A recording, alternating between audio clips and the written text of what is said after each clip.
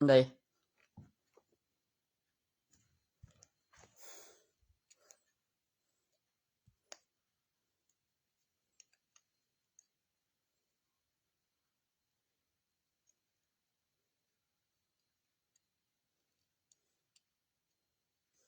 ti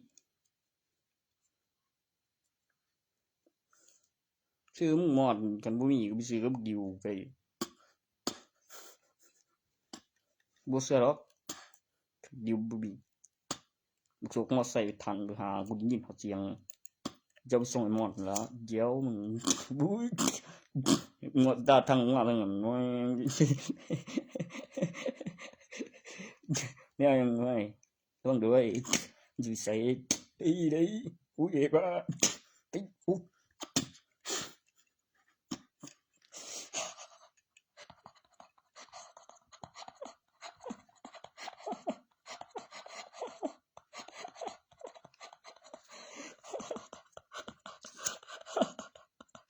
ba xì bịp đấy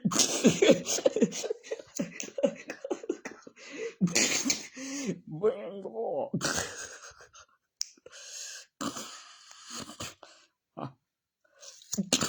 ven go đây mình chỉ dám yêu này mình gì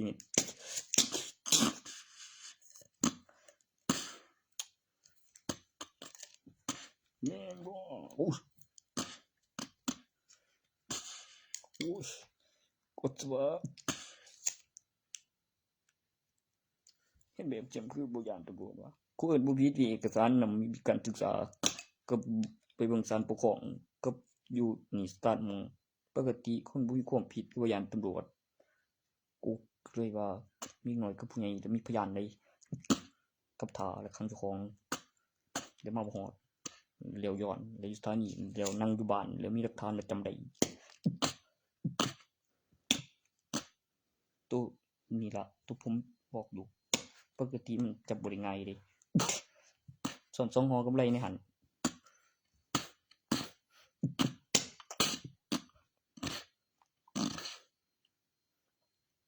ก็ศาลปกครองแล้ว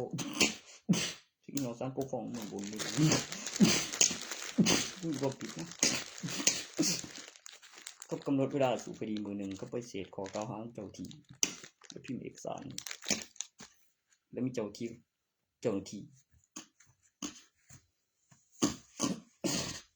ก็วงกลมโอ้เรื่องคดีผู้ป่วยก็ครูเตียวไปลุงเตียว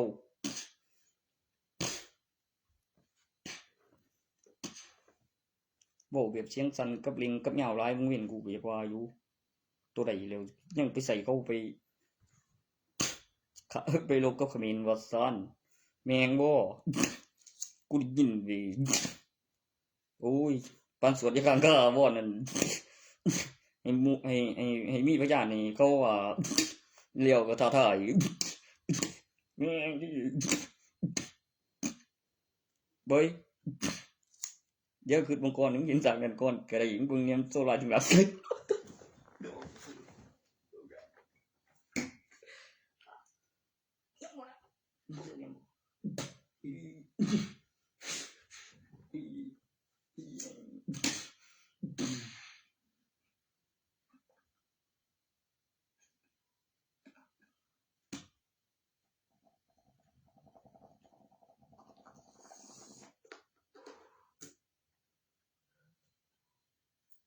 อยู่โดยร่างกายเนาะ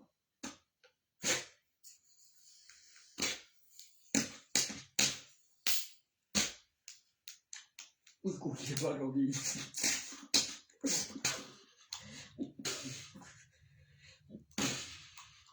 เสียอะไร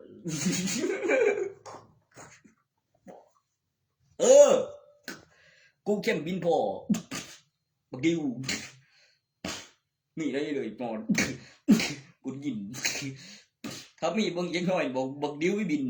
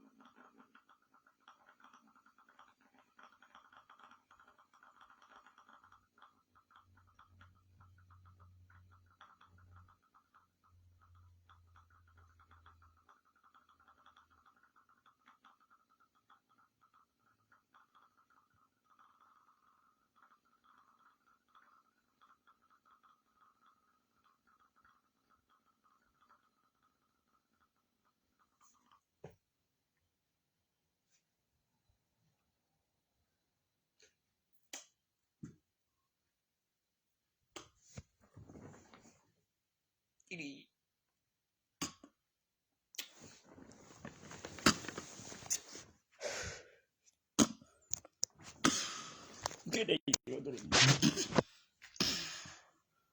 sẽ là check in ra đi emบอก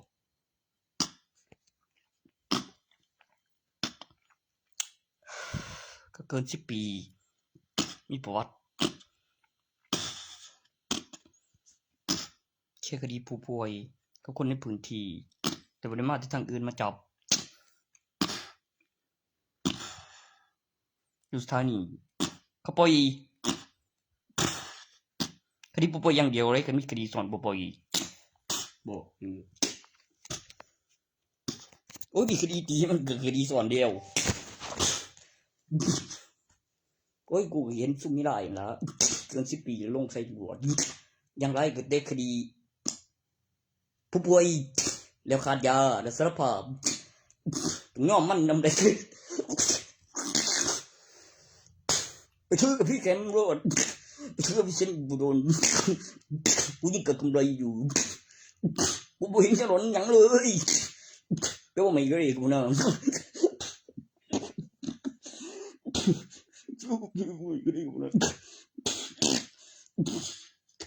และเมื่อข้าเขียวมันยังว่าไปโอเคก็ตอนเติมเข้ามาใหม่ยังง่ายได้อย่าไปทำให้ข้าดุนแม่งว่าแค่คุณมีบินกับหลักฐานผู้แสดงกับพยานแน่นอนว่าเราทำไม่ได้กับยุคสมัยของไม่ไม่ได้ใช้คำโกหกไม่งั้นบอกเขาปากตนเองมึงในกูจะลดโทษให้มึงเสพไม่หมดนั่นถ้าของพอดี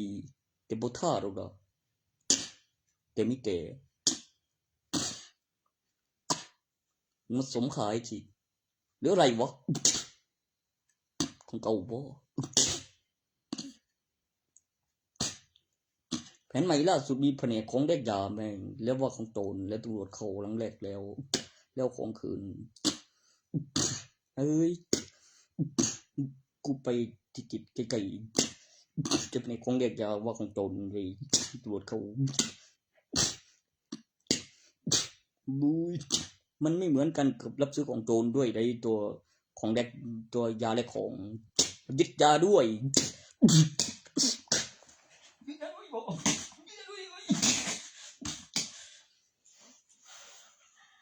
ตีไว้แม่งหมดเคยไปบุกไกลก็กลางเมืองเถาวันก็บ่ให้ก็เหลืออยู่บ่หลายมาเองปกติก็มาแม่งไม่ดีบุยใส่กูจะไปใส่กูอยู่ไอ้กูมาบักอยู่นั่นน่ะคือไป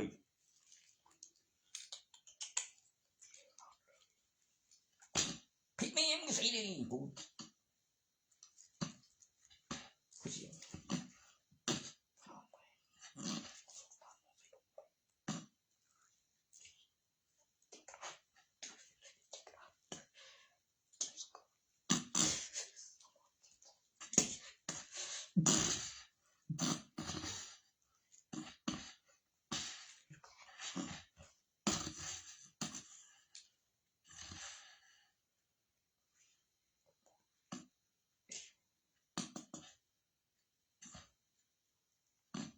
เรื่องทำงานให้คือ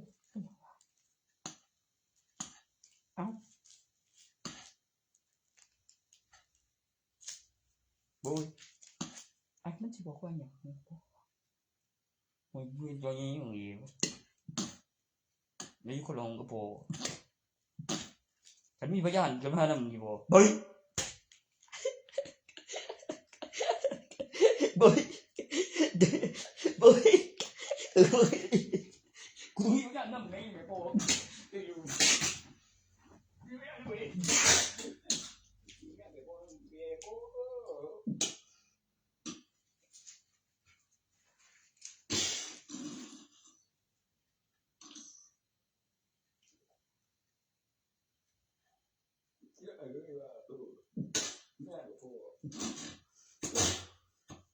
แย่งกู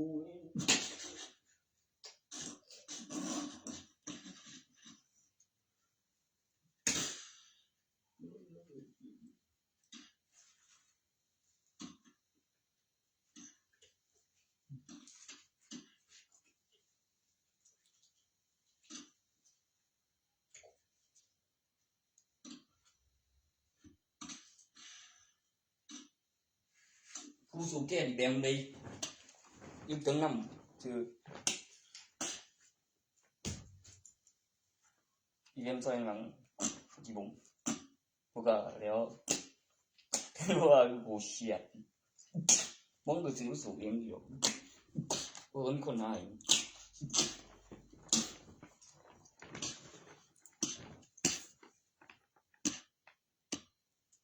nó khai bưng đi cái sự người mình giờกูสิรวยนั่นแหละยังคือกูสิรวยเฮ้ยดีบ่ล่ะเฮ้ยเดี๋ยวก่อนบอก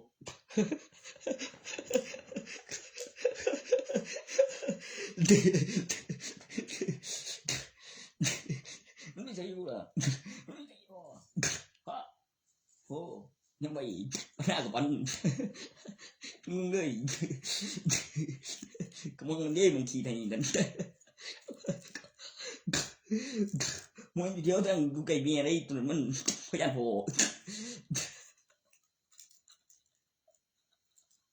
ทุกทีdamn you don't พวกนี้นะพวกนี้นะแม่งบ่เป็นนะบ่เป็นนะแม่กูแบงบ่เดียวเลยกูก่อนนะบ่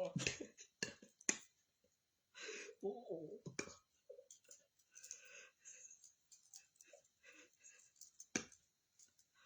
กูเดียวเลย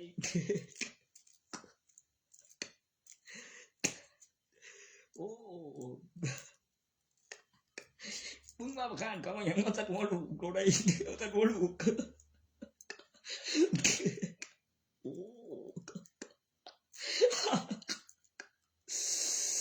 ก็ตีมันยังพอมันก็มาจะตีมึงจะตั้งกันยังกับกูเนาะ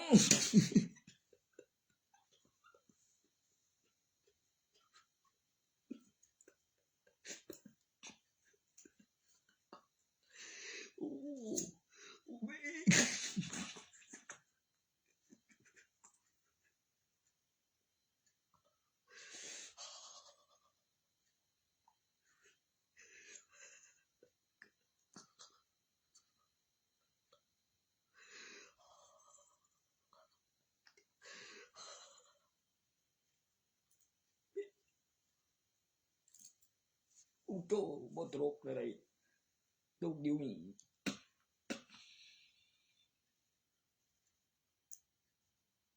โตคือสิบ่มีเนาะโตก็ว่าอยู่กูให้ขายจริง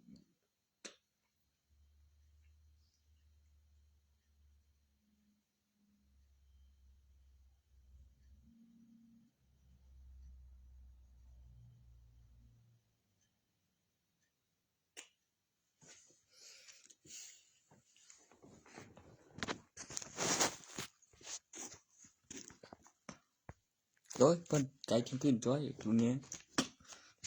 cái sự không cái sự im xin sắc xịt bố solo cái nào đây bố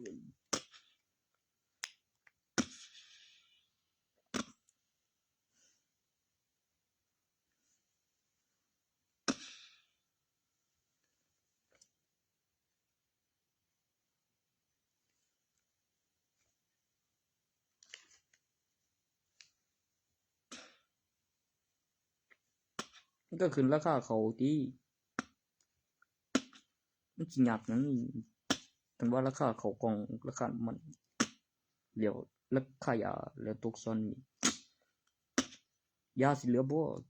ดูตัวก่อนบ่นั่นบ่ตัวก่อนก็เจอแท้นั่นเดี๋ยวเบิ่ง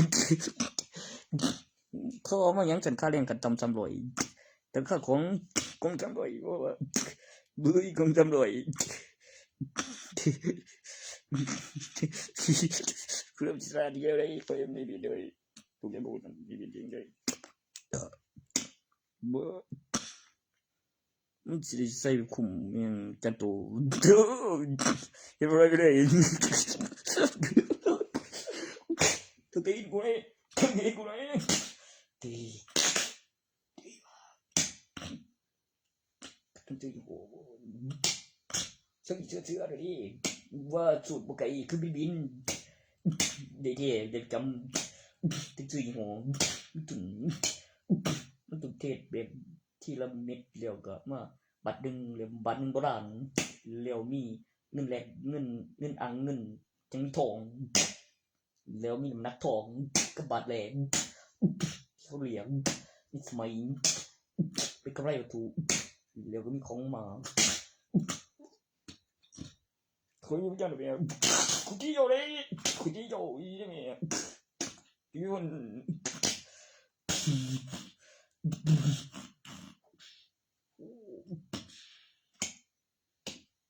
นี่ต้นละสกัดที่เก่าเนาะ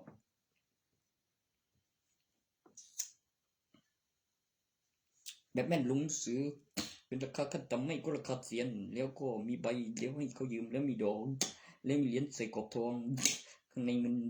แล้วสวมใส่แล้วก็ปริมาณแล้วเส้นละเหล็กดูดไม่ดูดแล้วเหมือนนิ่มๆแล้วสีสดใสต่างกับสีสว่างไม่ใช่ทองค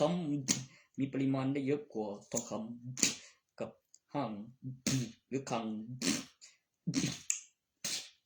มากกว่าเครื่องประดับแล้วรับซื้อวัตถุโบราณมีคนจีเป็นที่สวมใส่ตอนสวมใส่แบบเนื้อนิ่มเป็นสีสดใสโดนไฟไม่มองไม่ดำถ้าโดนแดดนะไม่ขึ้นสนิมต่างกับโดนน้ำเล็กดูดไม่ดูดใจเย็นฉันกินมาแรงขันในฉันนี่ฉันน้ำแล้วเดี๋ยว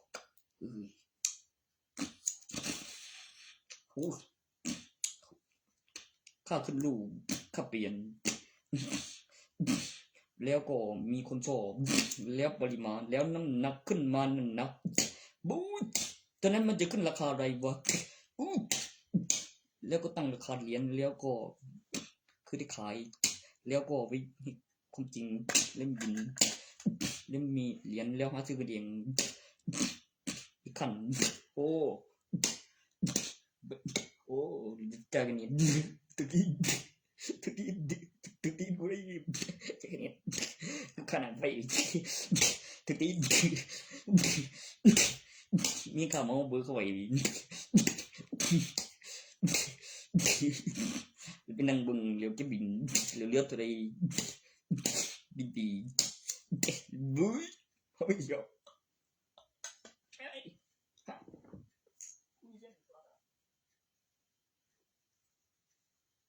จีต้นใจมือสีสว่างไม่มาไหนมาไหนบ่โอ้แสงเด็กแน่นอนแปลว่าจะ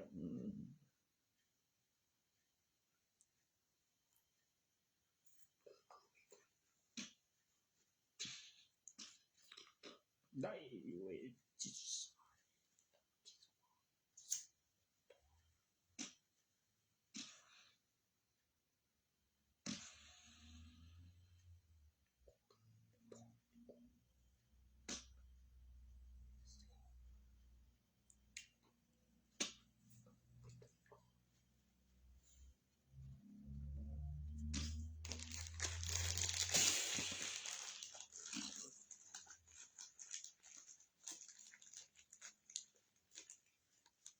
มันมีเหรียญ2,000กับเหรียญ1,000แน่นอน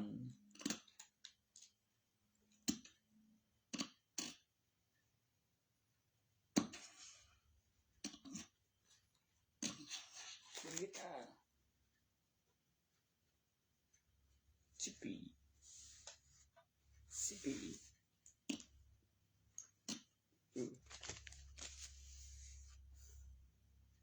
ก็กูดีขบอยดี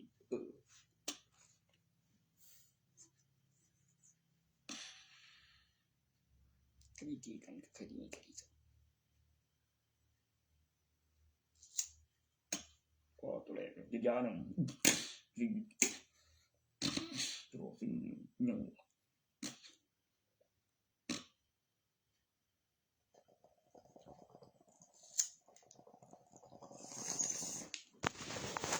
รอซื้อมันดีขายยามเบ็นยามเขาเฮ็ดงานดีขายยามเบ็นยาม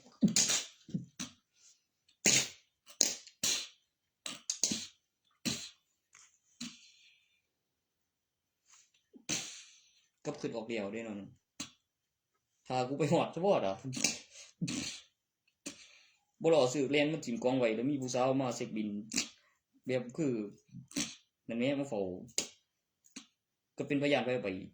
มึงเชื่อกูว่ากูนี่ฮู้ฮอดพยานเด้มันจะสนำบ่ง่ายนะในกล่องบ่แง่ซื้อมีเงินเดือนได้ดอกเบิดก็เติมขยะเข้าไปเด้เดือนตัวก็ได้อีกตัวสิย่านหยังไงนี่เบิดก็สั่งไหมมันนับในเขาตั้งเบียบเขาโบ้ยแล้วมีพยานเบิ่งว่าไปส่งของอันนี้มันจริงสิได้มาไงปะนะกล้องไงว่าสิบอกเลยสิบอก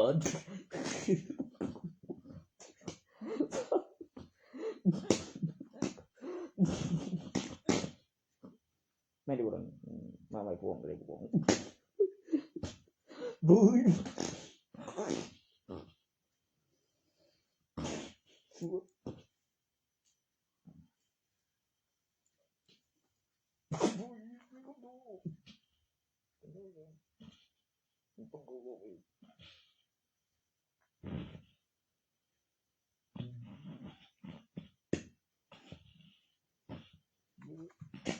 ขึ้นไปเลยสังยังบอกต้องมี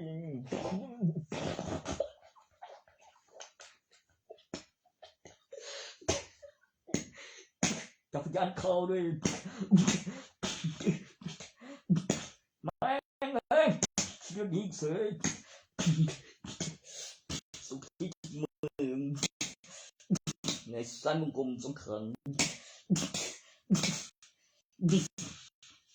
เป็นยาเสพติดของหญิงเสพเร็วทุกติดมีสกุลเร็ววิเศษแบบคือเบยเร็วมีการเลี้ยงเธอทุกส่วนไม่เจอปรุงรสมาแล้วไอ้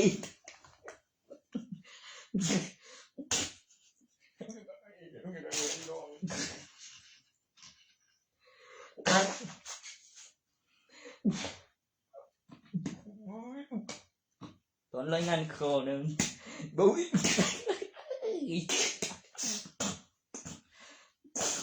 ไอ้ขอชื่อนี่ไอ้ขอชื่อไอ้กูชื่อเอาได้เห็น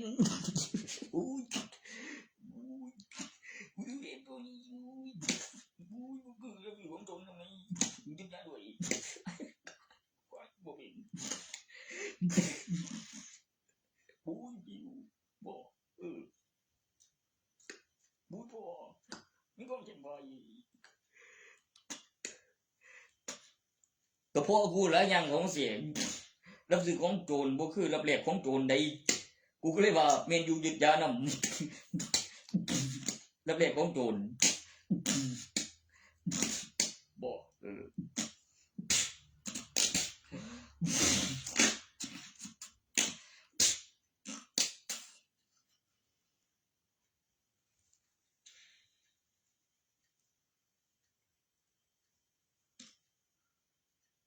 มีหลักฐานผู้แจ้ง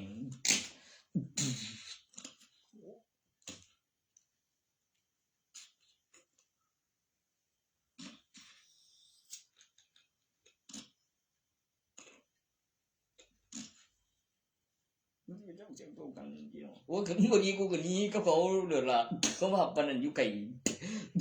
เขาจะโดนกันยังแรกว่าโรได้งามที่ว่าแรกว่าแรกบอที่บอกกันสักที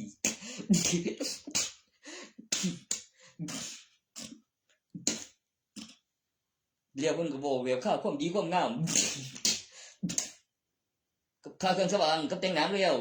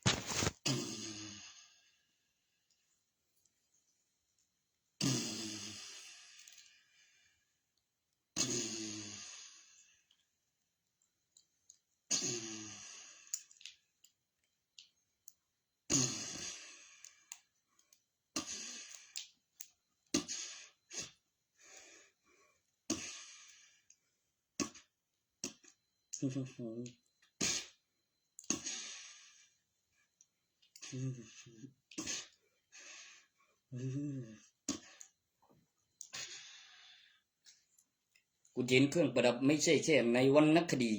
ในทีวี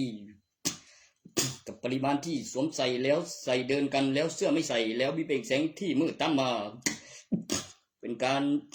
แต่งกายสวมใส่เครื่องประดับแล้วสัตว์ลายมีเปล่งแสงในที่มืด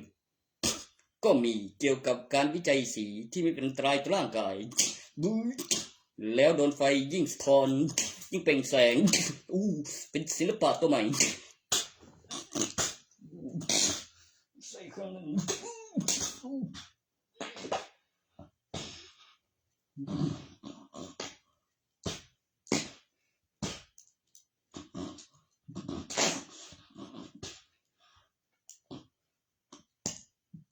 ลูกกูแล้วมึงกูเตะหน่อยอยู่หรอเป็นแหงเบิร์นี่จริงๆนี่มันแบบใจบ่อ่อนติดมึนเนี่ยก็ดีคือแม่นเฮ็ดเด้แม่นเฮ็ดแม่งอีดอกแม่งเฮ็ดเว้ยอีดอก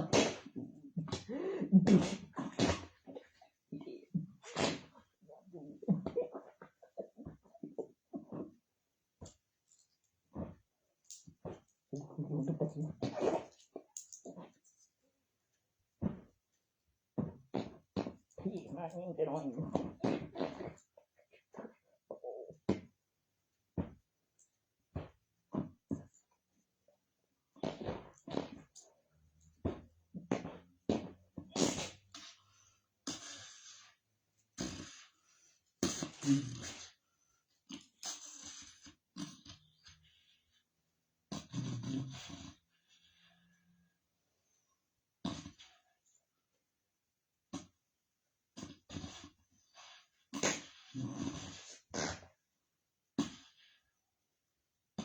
ปูสุมมงคลกับกำไรกับเครื่องประดับ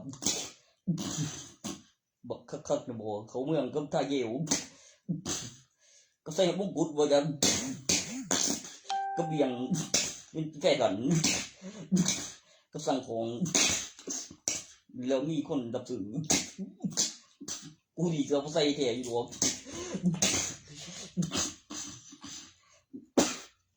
บ่เบียบถึกแสงนั่น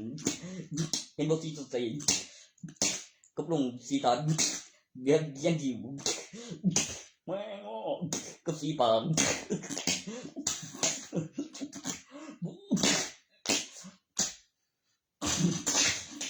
โอ้ย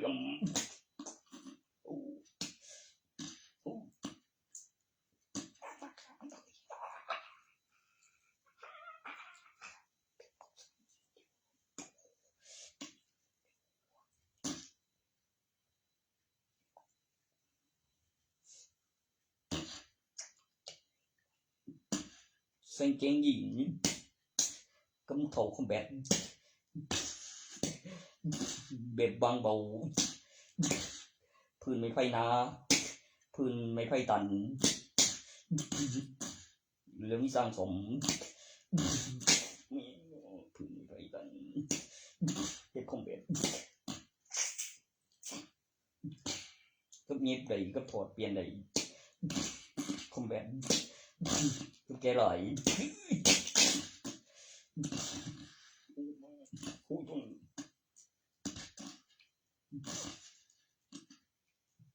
กูว่าคือมีเปลี่ยนโอ้ย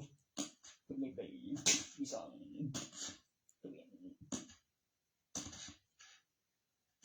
เครื่องมีบ่ที่มันแม่เฮ็ดบ่จริงๆแม่เฮ็ดจริงกูเดียวกินสกอตกูดูสิโอ้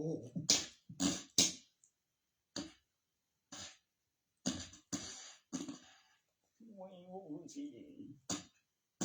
คงจะเจ๋วสิเห็น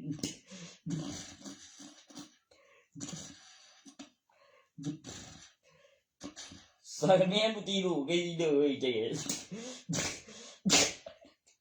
บ่เชื่อกูดีขี้เรียนรถไอ้โต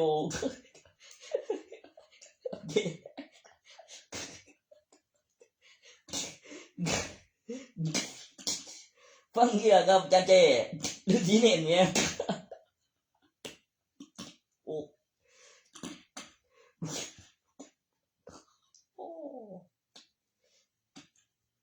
ยกยังงอน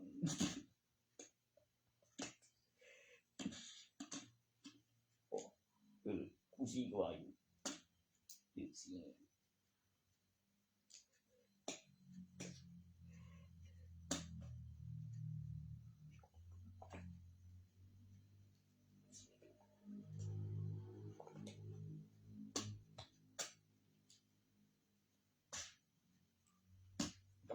กรุ๊ปเต็ม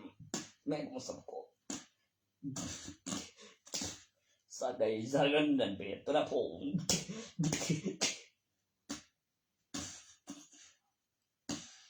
กูไม่ได้ตีได้ละ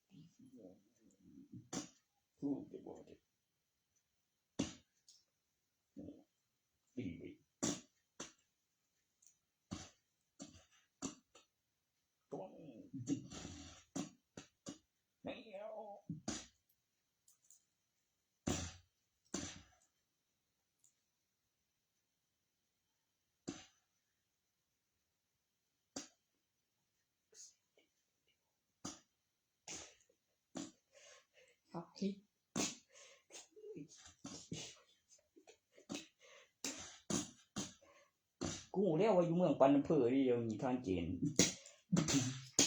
แล้วมีตำรวจมาแต่ละอำเภอบอกกับบุญสินแล้วสั่งแล้วมีตัวตามเป็นตำรวจโอ้ยจึงได้ถูกส่งทหารเรือเรียวทหารอากาศเดินโรงเรียนในร้อยตำรวจเว้ย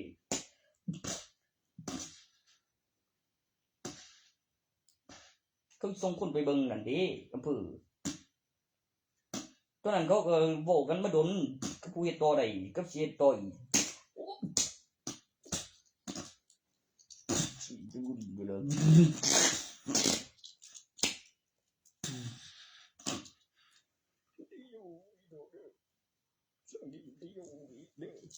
กูดูว่าอยู่เดียวดีเดี๋ยวนี้กูดีเลยกูดีเลยกูดีเลยกูดีเลยอีใหญ่ไปไกลบ่กูเป็นตัวนี่มันลูกพี่มันบุกาไปแล้วโบเบนก่อนตรงนี้เอาตัวเองดิวก่อนตรงนี้มูเสือดิเอาตัวเองดิวก่อนตรงนี้เดี๋ยวยังกูบุกขี้ตาด้วยนั่นนี่บ่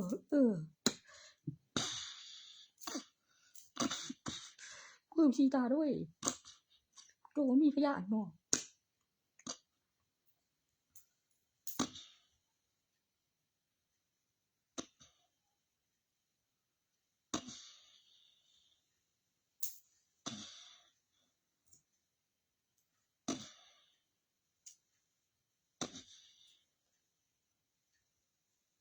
กูจำทาก็ได้ที่ทาโดนใดก็บอกไว้ก็บินนำสื่อมานำ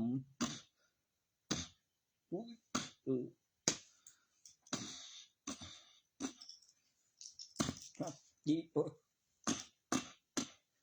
ไม่อยู่กูโจ้ที่สุดในเผือวะมันต้นหนึ่งเนี่ยกำลังมีงานนั่น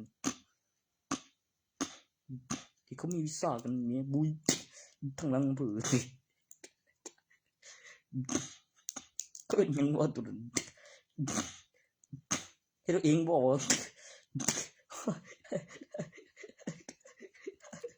ข้างในไม่ได้เราเอง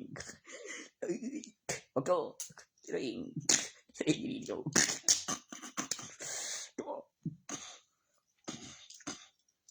ตัวจากพระเอกชวนเดี๋ยวเพิ่นไปเรียนเรื่องมาเฟียนั่นเป็นมีเงินแต่มียิง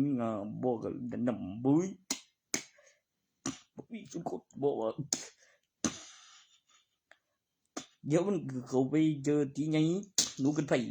เลยก็มีดีเซมพูมา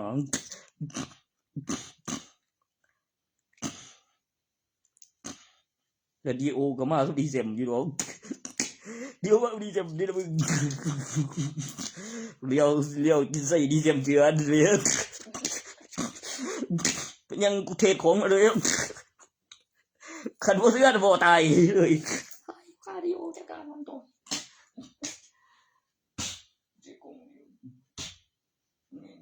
เดี๋ยวมันก็มีสายเดี๋ยวก็หูกัน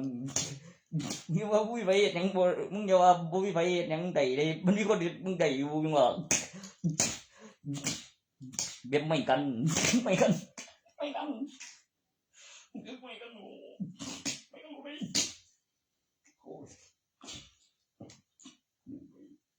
ไม่กัน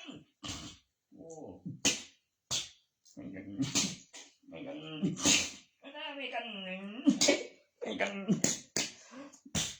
ทั้งกันคนไม่กันโอ้ยไม่กันเดี๋ยวตีกูว่ากูมึงกูตีนนี่มันยังดีว่าคนใจยังดีอยู่ยังยุ่งขังเรียวกูเห็นดูเอ็มแสดงกูยังคนใจเลยนะมีโว้เดี๋ยวเล่นโคนโอ้โหเด็ดจำแต่ละตัวก็โบเดียวที่ยังเวียนใจก็ไม่ยังกัดเดียวไม่ยังงอเล่นแสดงนังลูกเป็นว่าไงมูยังคนใจนะคนใจโอ้บี ต้องนี่ย้อนตอนดูเมียพี่แล้วดีล่ะก็เมียได้ลูกดาวนั่นได้ลูกดาวนั่นต้นตี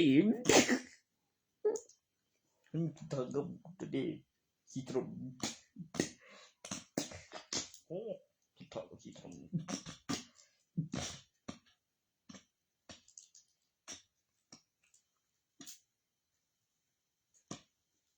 กูตักกับขี้ตรงเรื่องซื้อมา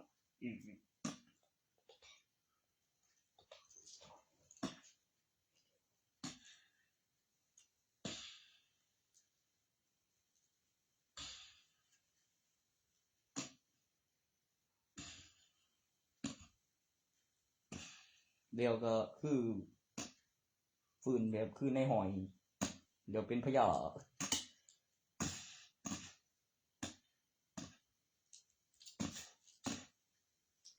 โอ้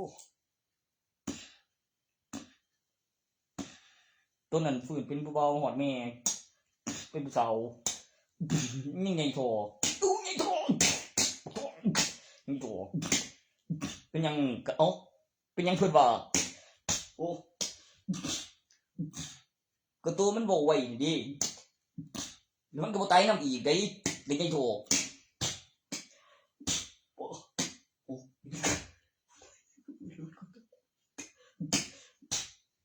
เร็วได้ดีเว้ยมันบ่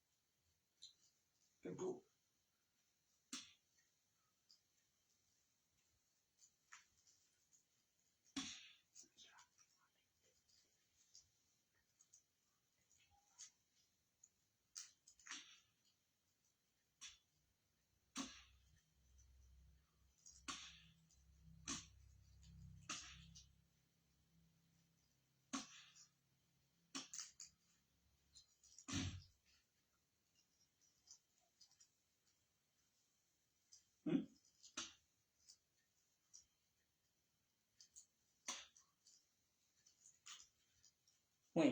บ่สนใจได้หน้าผมได้ดิมันคอยบ่สนใจได้หน้าแต่กูเสียงมึงว่ากูดิงูเด้อมีเอกว่าแล้วปะเอกบ่เสียงเย็นดำมันนึกดีจริงตัวสอบคำอธิบายไม่คังเกิดมันจะลึกซึ้งบุรุษทุกสิ่งบางวันบางฤดูก็กินเจขึ้นรถไฟเป็น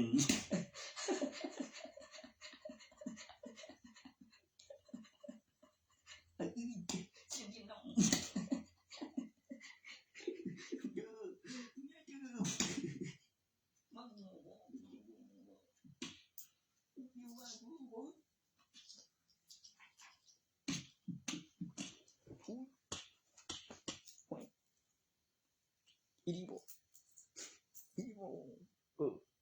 เจียนเย็นดำอีกน้อยมันก็ตาได้เนี่ยแต่กูนอนตีกันบ่ทันได้หรอกมันเว้าไปมันก็สิเอาสองไกรมันสิว่าเนาะไปบ่ได้ตีบ่ได้เธอตีบ่ได้ทู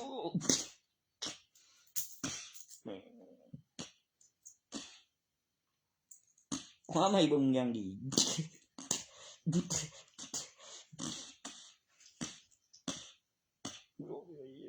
เฮ้ยเข้าใจกูได้บ่กูโง่ดิ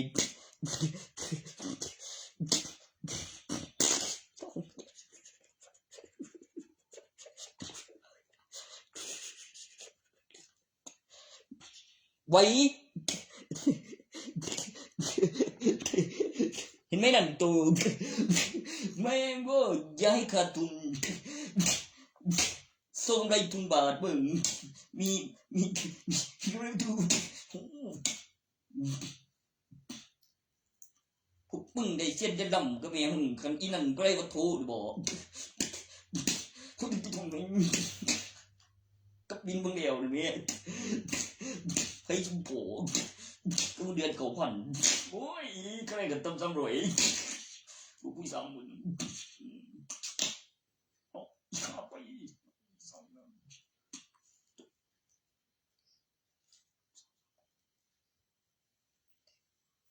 กูห้ามว่าบ่มองสูกูจริงคือแม่งจริงกว่าอยู่จริงอ่ะจังอ่ะกูเองเอาจะบ้าแม่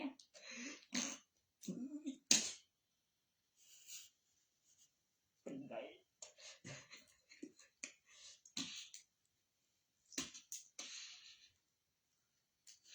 อยู่ข้างบ้านตรงนี้บ่ต่างกันบ่ได้ก็อีไสน่ะก็เอื้อยพี่เป็น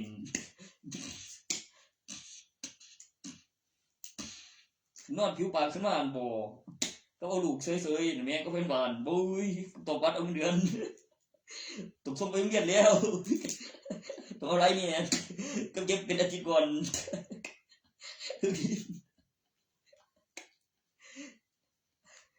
แม่งเอาเดินจุงเดียก่อนเก็บเป็นอาทิตย์แม่ง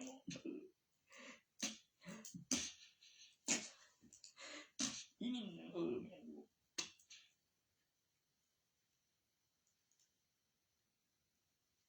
็นยังไงว่าคูบ้าง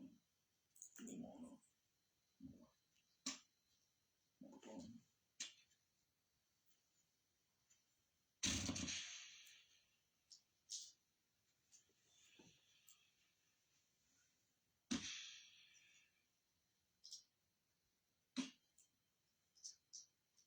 กินเลยก็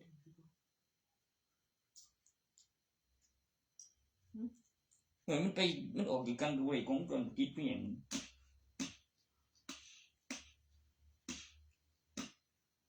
อุ้ย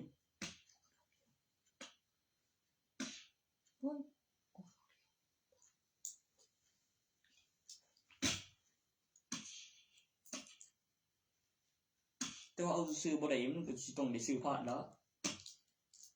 แต่เห็นกับราคาแล้วมันคือจะเอามาไว้ซื้อผ้าแล้วกับเหลือใส่ก็ประโยชน์ยังบ่เหลือแบบนับปีก็เปิดได้เดี๋ยวมีออกมาแม่นดีก็ไว้ก็จดก็เบิ่งแล้ว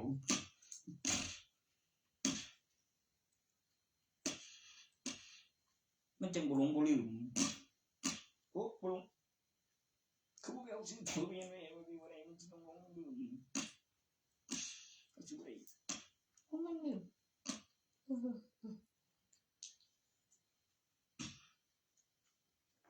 ยันหรือ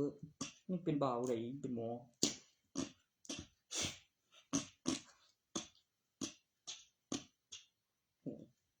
กูจีบได้อีกลูกแกมาอีกแล้วบอมเฮ้ยมันเขาจะว่าไงกันโอ้ยดิโอ้ยมันจริงนี่นะ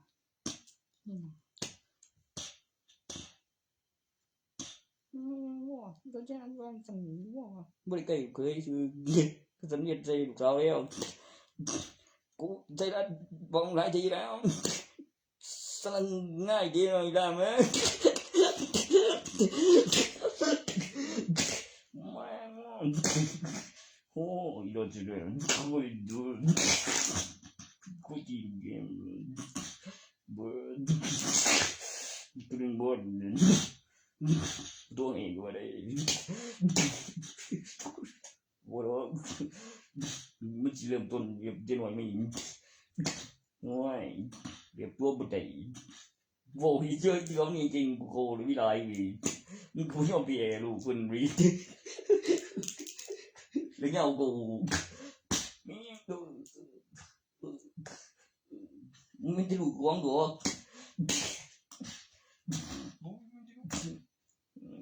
ไม่นอนดูแม่งแจ้งมันกูว่าอยู่ดูฟองดองขึ้นมาไม่พบจังดีดูฟองดองขึ้น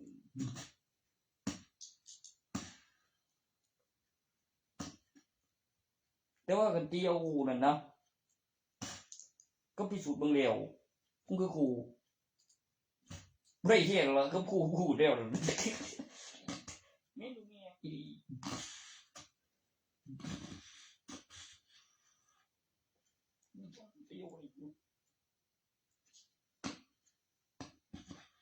กูดิโคอยู่ดิ不想很喜欢的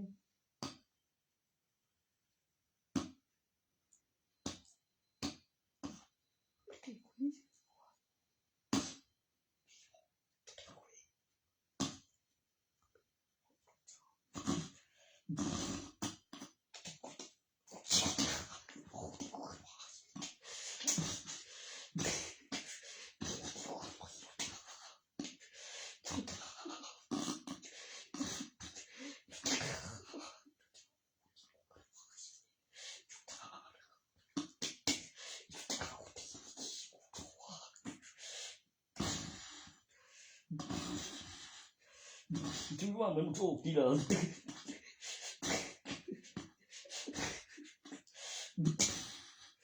เดี๋ยวย่ามันเป็นยังกูเราเงินนั่น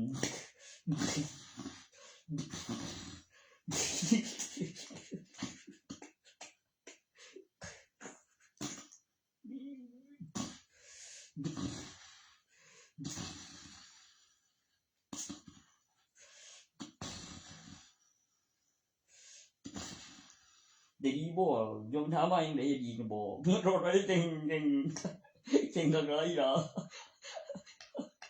เต็งบ่มันสิรอสร้างกันอยู่มันสิรอได้ดีด้วย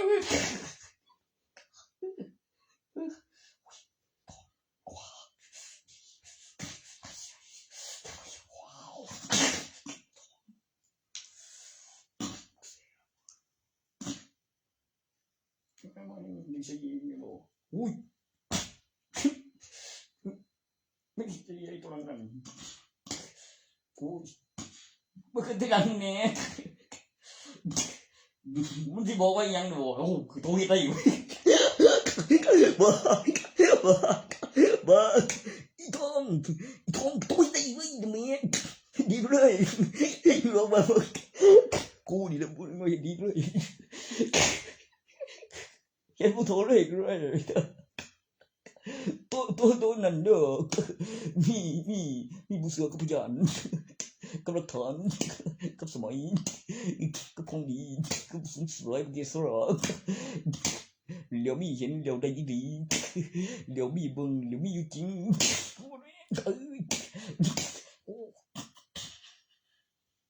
แล้วมีหลักฐานพยานเลย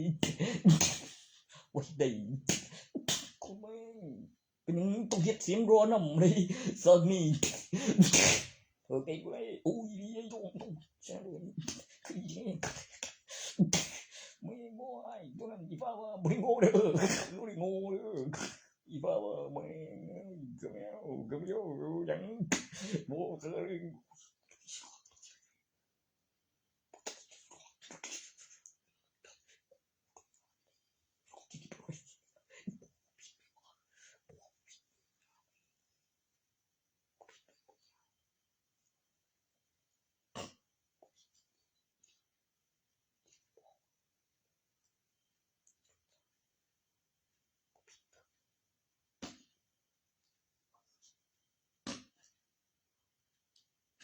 ย้อนลูกสามอีหยังน่ะบ่โอ้ยพร้อมสิหนีลูกมันก็ใหญ่สิกูลูกแนวใดกูว่าลูกสามเว้ย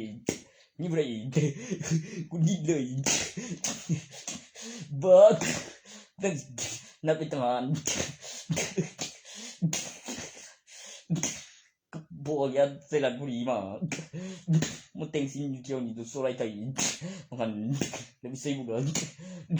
ลูกใหม่หรือบ่มีไทยมีอะไรไทยก็ระวังข้าได้ไทยนักดาข้าววันเด่นหัวผีเด่นเหมือนแล้วก็วันเด่นหัวผีแล้วก็วันเด่นหัวผีอีน้องข้าวันเด่นหัวผีโจนตีนกูไหนเกินเลี้ยวเมนบอกเมนดูดูตัวคนในเกมก็เข้าเอาสไลด์งัวเจ้าเวียนยังโอ้ยตัวนี้เห็นดีกว่านี่คนโอ้ใช่ละโอ้ตัวเราคือวันเด็กผีแม่พ่อยังได้ละแม่ขวาอยู่สามสี่โมงดิกูก็เตรียมผ้าไปโผล่ดีตอนเวียนชีตัวโอ้ย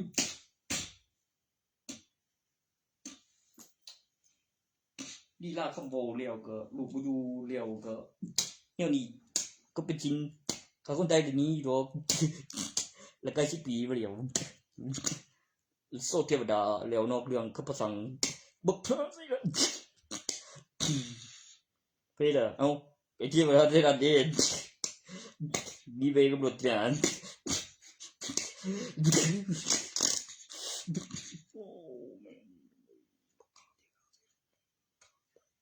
ย้อนยังย้อนอ่างการพัฒนาอย่าไปตัวตวงความเจริญบันเบืองเลี้ยวก็บ่อยชื่อไปเลี้ยวไม่เจอ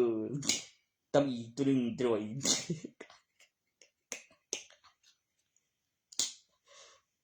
เดี๋ยวมีอาจารย์สมผิดออกจากธนาคารมาก่อนไม่งออย่างนั้น ไม่รู้อาจารย์สมผิดออกจากธนาคาร มันเป็นขู่เลี้ยวก็มาเจอ2ตัวเป็ดใน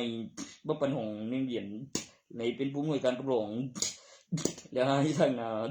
บอยบ้านอยู่บุไกโอ้รู้ว่าอาจารย์สมผิดกรรมการประกาศเป็นกรรมการไม่งอไม่งอกูบ่ฮู้ตัวบ่วะ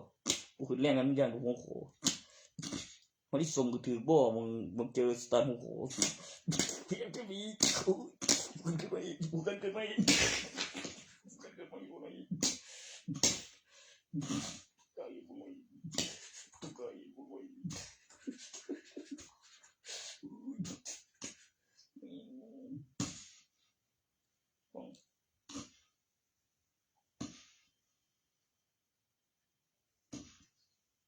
ต้องตาย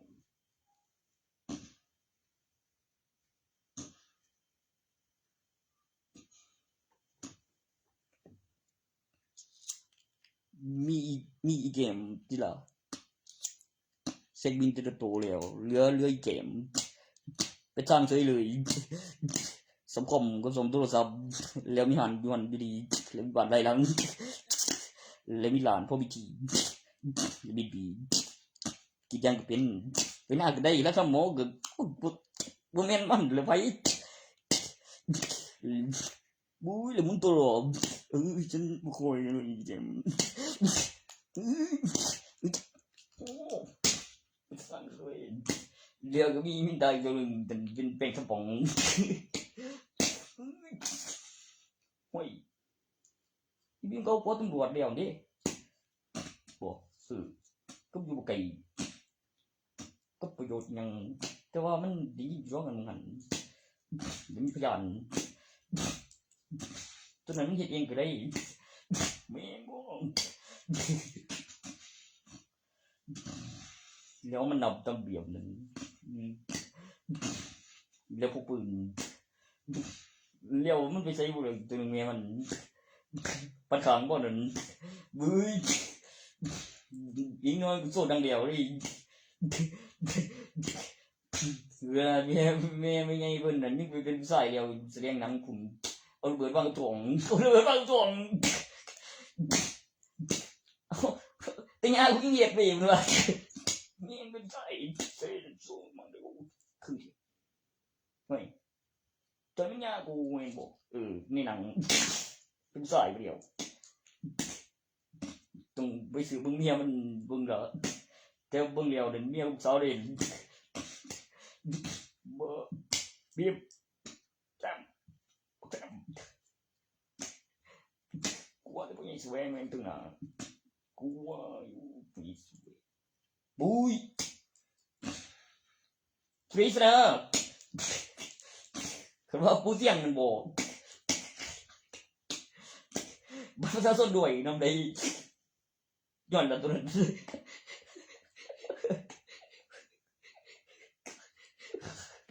ผู้เสี่ยงนะผู้เสี่ยงว่าจะต้องไปนำไปแยกร่างออกไปว่าจะต้องไปนำไป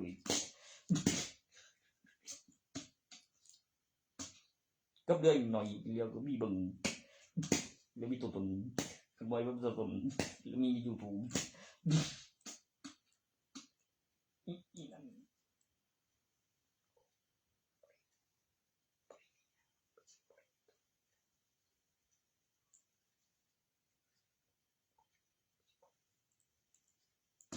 โยยองก็แม่ไปยินต้องที่แม่กูนั่นไปอยู่หรอกผมเฉยเก่งกว่าเลยเพราะท่านบางคักลุกคักกันโอ้ผมยังใส่บ่นั่นเฮ้ยดีทวงไม่ก็ดีทวงพวกมันกระปุน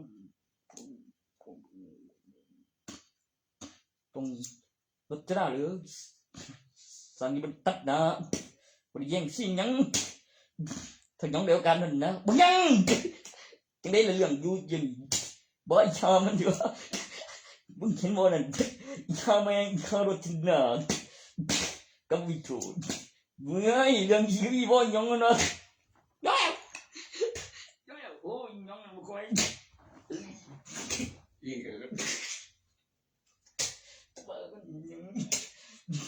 เนี่ยกูมันคือกูเจ็บเลยเตี้ยสักกันบ่แต่ว่าสนิงนะบ่ใช่เรื่องอย่าเรื่องเลยเราจอดไว้เห็นความจริงอยู่ไหมเก่งมันตึงอีนี่ตัวเดียวเรียนได้เก่งเลยบัวงามสุดใจเล่งก่อนกับต้นดากาเด็กแล้วจะเปลี่ยนไปน้อยต้นยิงมันเดี๋ยวมีหลักฐานเดี๋ยวมีวันประชาชนเดี๋ยวนี้เดี๋ยวรถเวลาเดี๋ยวมีกองจรโซ่เอฟเฟกต์เลี้ยวเชื่อใส่บุหรี่ต้นเติมเชื่อของคนโอ้บ้าปีใส่ของโอ้ที่ดูยีก็งามเท่ฉันกำแนวเลยว่าตัวนี้ยังจะกองเห็นผลได้จริงบุษทรายบ่สิ่งมีชีวิตโอ้ยสิ่งที่เรียกเป็นกลิ่นหอมเป็นสื่อถูกใบโอ้ยแม่ก็ถ้าพูดถึงเรื่องการปลุกเสกลงนิยมลงทรงสอบเกี่ยวกับการมองเห็นแล้วความรู้สึกที่เห็นเกี่ยวกับแสงสีบุ้ยทุกทีนทุกทีนยัง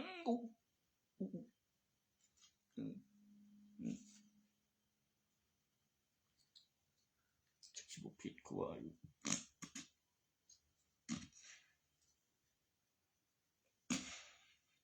จะมาหนุนอยู่ว่าอีเนี่ยหรอโอ้โหแล้วโอ้รถด้วยอีมันมีขั้นหนึ่งเนี่ยนั่นจนมีหลักฐานมันจะกินไปหามันจีจีนอยากได้จะมีอีกไหมจะมีก้อย แล้วกูได้ยินเสียงโอ้บอกน้ำหมกโศกจังหวะน้ำหมกโศกของปูมันน้ำหมกโศกกูเข้มสืบสารนั่นบอกก็ไอเดียวกิโน่บอกวะเดี๋ยวไอเดียวสาย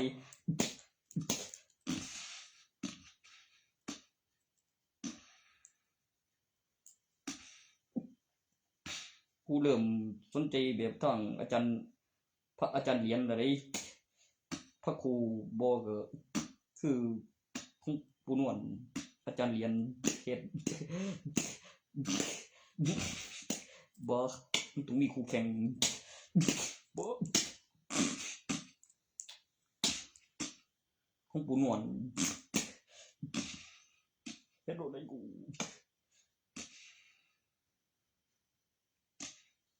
แม่นอยู่กับหลวงปู่พลังศรี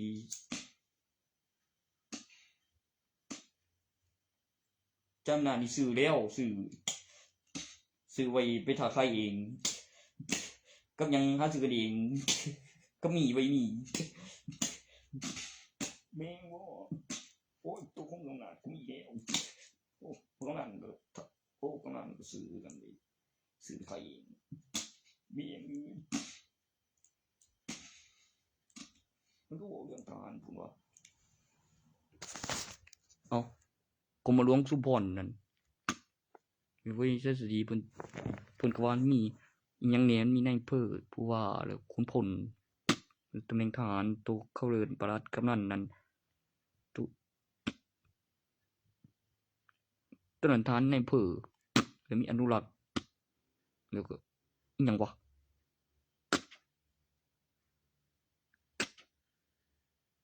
กรมหลวงสุพร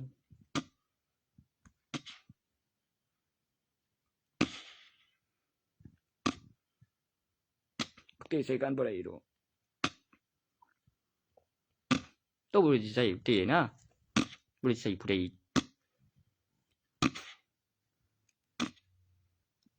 คันแม่นใส่ก็เมื่อยจังสิได้จังนั้นสิบ่ผิดปานใด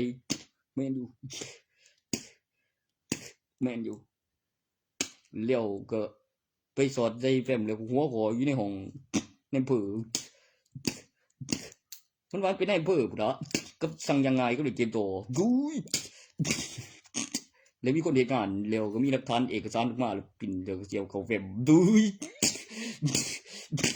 บ่แม่นใช่เมื่อยกูเห็นแล้วเมื่อยเฮ้ยเมียมันก็ปักเด้อยู่โรงพยาบาลก็สั่นมันเศร้าเป็นแล้วเจ้ากันตัวใดบ่ได้นั่นคุณปักเลยเด้งโอ้เจ้มันพวกเอาเลี้ยวเดือบ่ได้กูลาบ่เดียวตัวนี้กูไปเลี้ยงพ่อบ่ดีสิมาจีบขากูบ่ได้ดอกมันก็บ่เศร้าแล้วสิกันอยู่หั่นกูฮู้แต่ที่แรกแล้วบุ้ยง่ายมันก็บ่เศร้าแล้วเลยบ่กูบ่ได้เห็นอยากอายเด้แต่คันบอกเรื่องผู้หญิงกับผู้ชายน่ะแม่กูก็มีเบิ่งบ่เข้าข้างไผเด้ผมบอกเรื่องของผมแหมก็เอกสารสำคัญกันแม่นสิสู้กันเฮ็ดบ่ค่อยอยู่มาเอ้ยเป็นจังได๋บ่ต้อง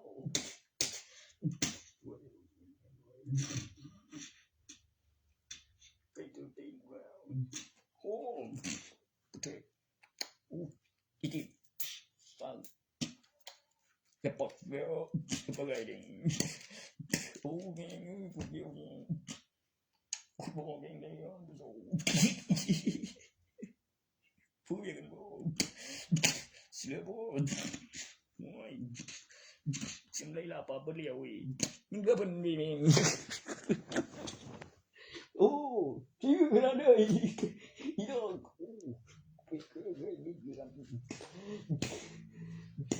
เบโบโอ้ยรวยยังวะมึงกินกันเลยกูบอกว่าคือเลยเองคิดว่าไงกูนะทองเดี๋ยวมันทองเดี๋ยวมันเนี่ยที่วิ่งอย่างนี้มันเด้งบ่เนี่ย มึงกินกู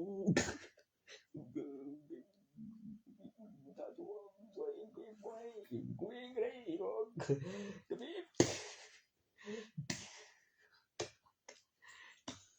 หัวหน้าเป็นเด็กพยานมาคนนั้นเลย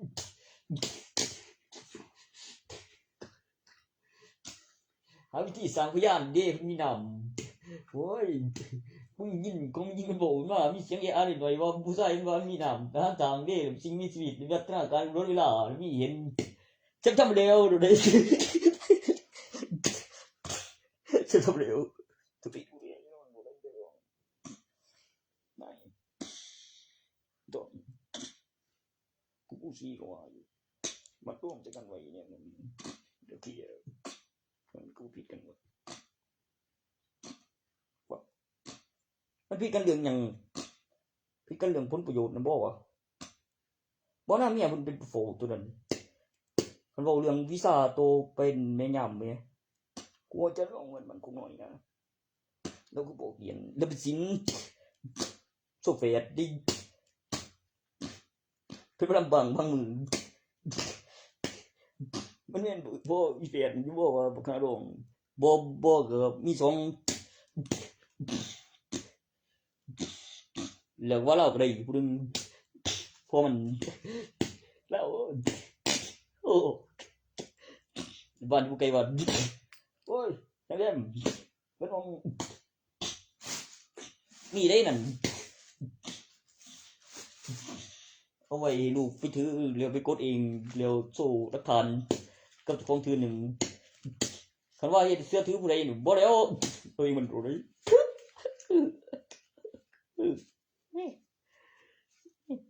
แม่ดูดิดูดิแม่ทำเนี่ยแม่ดู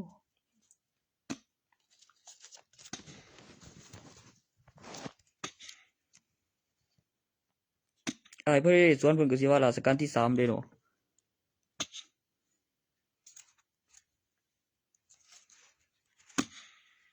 ราชการที่3ก็ของตัวอักษรไทยดิบ่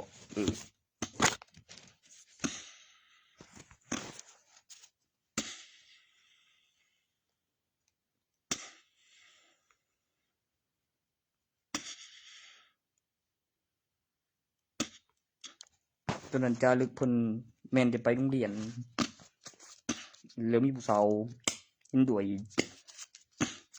แล้วบ่คือเก่าย้อนได้ไปโรงเรียนเพิ่นสิเกิดความรู้สึกดีลูกเพิ่นสิพอใจโอ้แม่นอีโอ้มันก็มีโครงสร้างแล้วก็เฮ้ยแล้วบ่ไปใส่ดีไปแล้วอยู่ที่หน้าอยู่แต่โรงเรียนเฮ็ดงานนั่นได้พัฒนาไปกับรายละเอียดกิจกรรมอีก3จะกันที่34ก็4บ้านนี่เรียนฮะ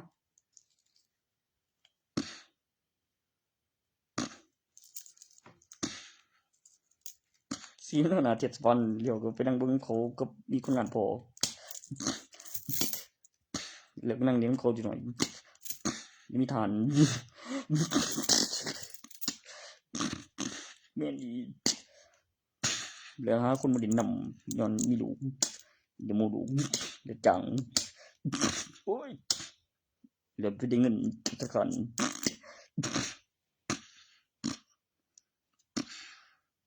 หาก็เลยตั้งประเทศเด้หาเลยตั้งประเทศโอ้ยเดี๋ยวก็โทรไปธนาคารหรือมีชีไล่ทงสารแล้วก็บ่ได้มาโปรเจกต์เลยโทรไปธนาคารราคาเหมาเดี๋ยวไว้อยู่เทศบาล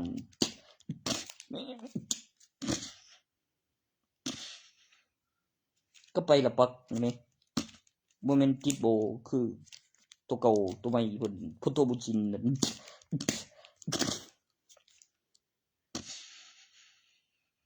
ทหารองครักษ์พระราชา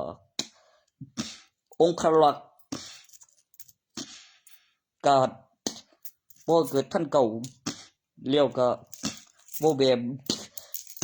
บ่ว่าแม่นอยู่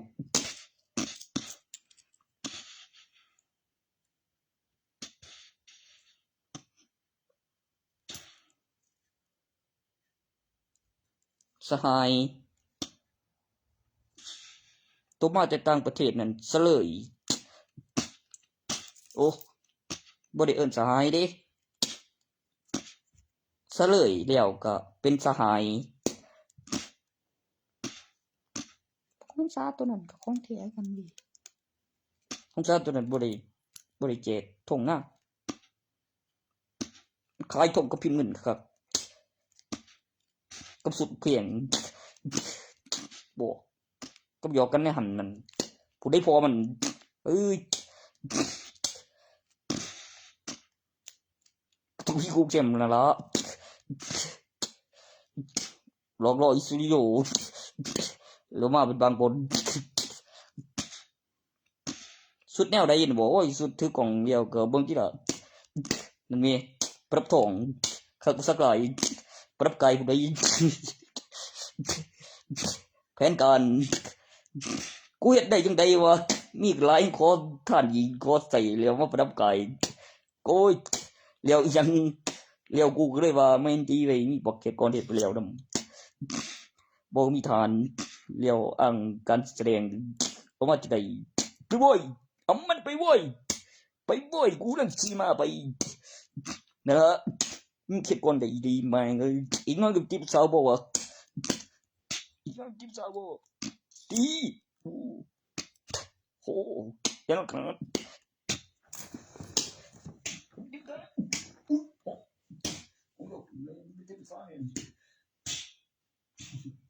นั่นคือนี่นะกูไม่อยากให้เห็นโอ้เจ้าติดสารนี่บ่กูจะว่า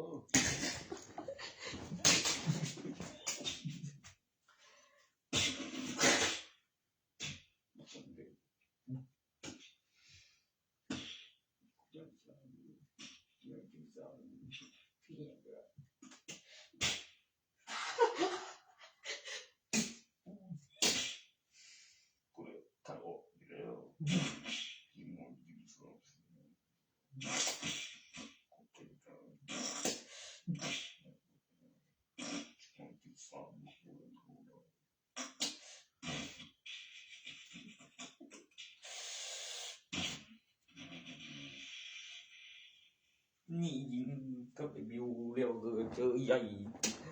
ก็กูเจ็บเร็วก็คือมันลั่นออกมาจากคู่เดียวกันเด้อคืออีหลงก็กูตีนดีเร็วส่งไปทางขมวงเร็วอีไอนั่นเพิ่นนำกินต่างหากนะนำกินบ่ได้เด้อหรอก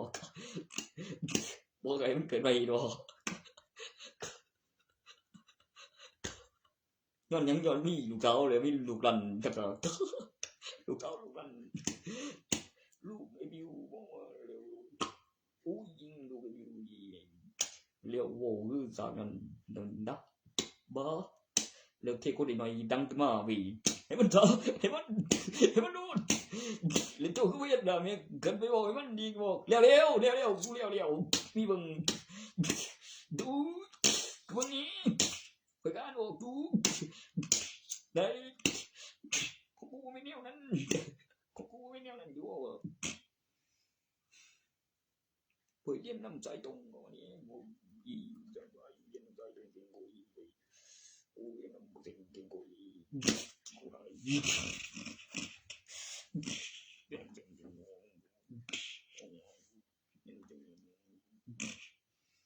ต้นยาเต็มบ่ฮะยากูก็อยู่บ้านดิโอ้ย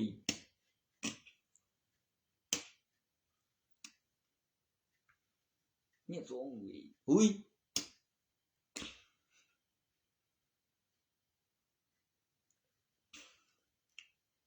บึงเนี้ยบุกใหญ่บึกบึนเด้อ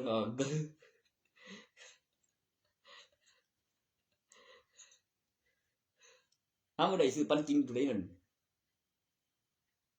โอ้หาบ่ได้ซื้อปันกินตัวเดียวโอ้ตัวเดียวก็บ่ย่างสองอู้ตัวเดียวบ่ย่างสองตัวเดียวไว้โอ้มึงไปตัวเดียวบ่ย่างสองลูกนะหมูเขาอยู่ดอกลูกมันนั่นต้นโบน้ำขนาดกูยังว่าอยู่ แค่กูได้ยินแบบชัดๆเลยหมู่เขายังดูอยู่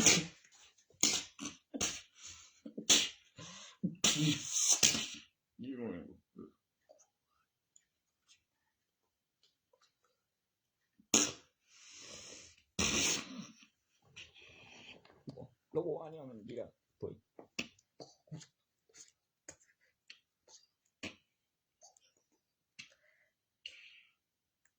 ก็คือลูกไปยิงตาเด้อตัวนั้นมีบินก็แบบคือว่ามันบ่เป๊ะขึ้นมามันเป็นสั่นเลยบุ้ย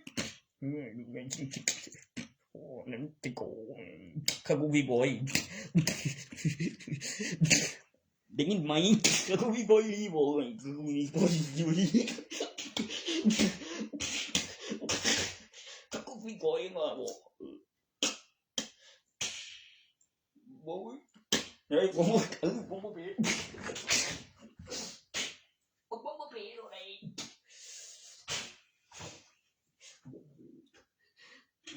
ผมบ่กล้าเป๊ะผมบ่กล้าเป๊ะ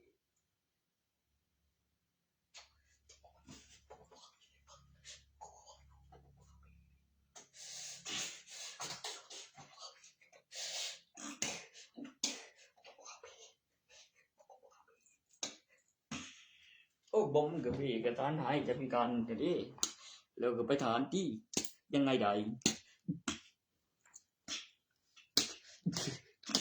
แต่ก็คือสิจะได้บ่ห่วยนี่ตัวบ่ว่าไอ้พี่การเอ้าเป็นไงกับเอกสารอีกก็เด้กับตัวร่างกายกับประกันโอ้ห่วยมึงเป็นอีหยังมึงจบหมอมาบ่ได้ก็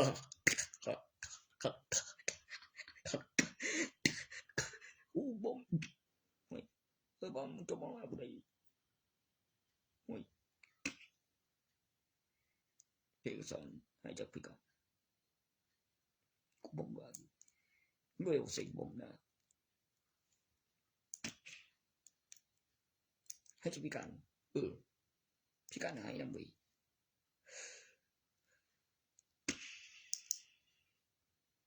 แต่ก็บ่อยตัวซอยบอมได้ล่ะมันก็คืออยู่ไกลด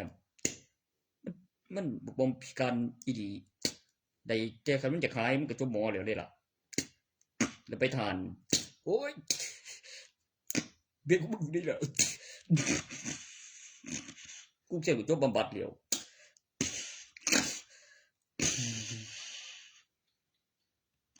ก็บ่ลืมกิจกรรมรายปีกิจกรรมรายสัปดาห์ก็เลี้ยงแล้วพิมพ์เตรียมก็เลี้ยงประกันก็ประกันชีวิตมันมีตรวจร่างกายประกันรถมีตรวจสอบ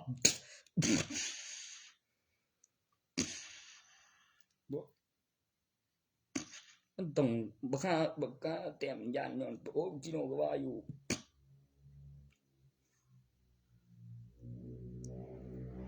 จักสิประกันชีวิตมีตรวจร่างกาย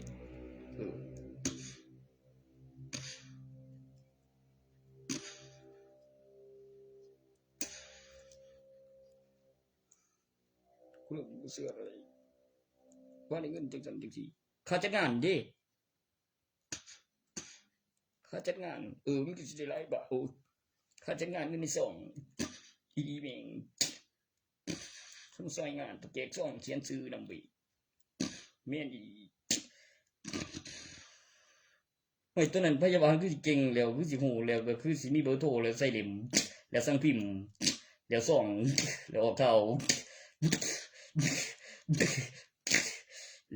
โดยอีดีกูสิได้น้ำมันอยู่ใครผมสิได้น้ำมันว่าตัวนั้นมีสมโลกแล้วพี่บ่อย่างนี้แล้วลูกสาวแม่นอยู่ที่ธนาคารบ่ให้ของบ่แม่นกูบ่อยู่กับโรงเรียนธนาคารโรงเรียนคือมีครั้งกับพัฒนาศิลป์ดอกตัวนั้นกูอยู่เองก็บ่ได้คือสิย่านแต่หรือกับตัวใหญ่หลายกับผู้เปื่อยกับหยังย่านหรือตำรวจเป็นอยู่ดอก แกมันอยากเด้อก็กูก็รอแกพี่น้องอยากเด้อร้านน้องมันลืมไม่ใช่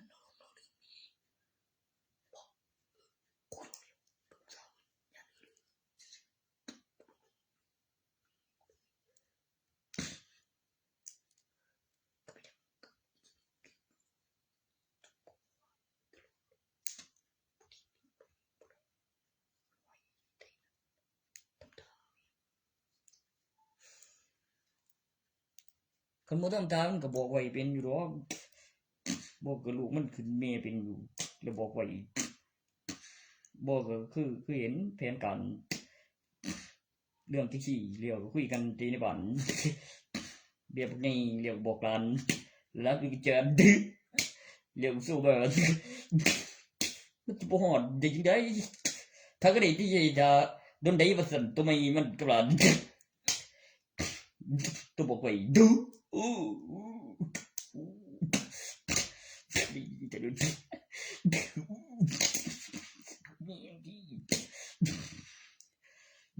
แม่งงคดีนี้แต่ดูดินี่รัน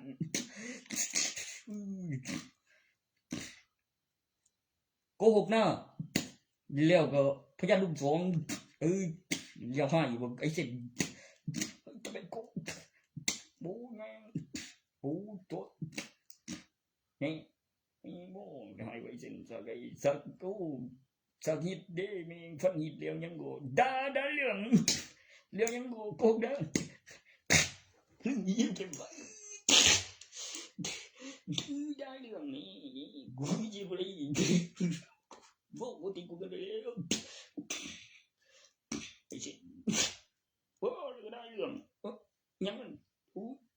ทุเรศไอ้เส้นรายการ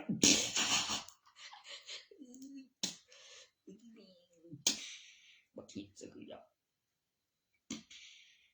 กูมีหมูกุ้งตัวมีเป็นตาว่าดิไอ้โมกูเลยมีเป็นตาว่าถูกแล้วเจ็บโตตัวอีกูว่าอยู่รู้กันไปก็ไอ้ตักแล้วบักอีจิโกบักโฉกยังว่าจะเป็นหัวหน้าหน่วยยังวะแต่ว่าใส่หม้อนั่นเป็นหัวหน้าหน่วยอยู่หรอก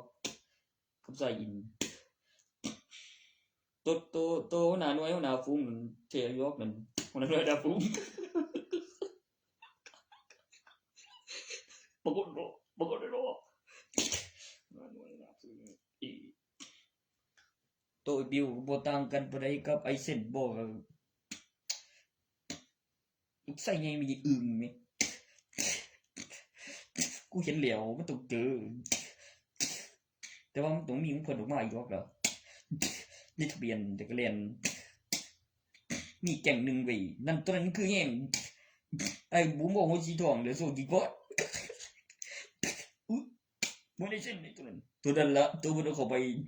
เก่งไปเพราะว่ามันจะขาผู้เข้มเดี๋ยวสิโพไปน้ำขาวมันแทงปะดากูจะฝืนหันแรงดันยันสูงเลี้ยวเก็บสะสมเลี้ยวก็ซ้อนน้ำตาลเลี้ยวก็มีหูเลี้ยวก็สวมหน้ากากเทปแล้วเปิดสกอก็ประวุธยิงเลเซอร์เมียนบ่ทำไมมันรอกว่าพระเอกเมียนโอ้ยอีโก้คือตัวพิเศษเดียวมันต้องเจอตัวมีผู้เดียวค่อยมีได้ค่อยมีเองมันงานอะไรเอง